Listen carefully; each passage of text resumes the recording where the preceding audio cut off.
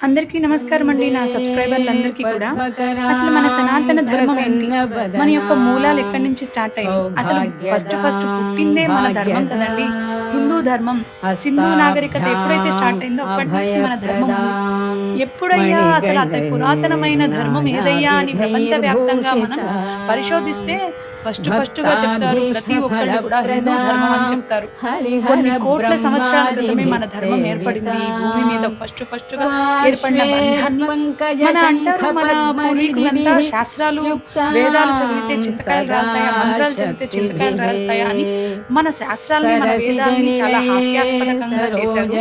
కానీ ఈ రోజుల్లో కూడా మంత్రాల వల్ల కూడా మహిమలు జరుగుతాయని మనం చాలా వింటున్నామండి. చాలా చూస్తున్నాం కూడా. ఈ కేవలం దూరదర్శిని ద్వారా, మన సోషల్ మీడియా ద్వారా అందరికీ అందుబాటులోకి వచ్చింది. మన ఇంటి నుంచే మనం గురువులుగా మారుదాం మన నెక్స్ట్ జనరేషన్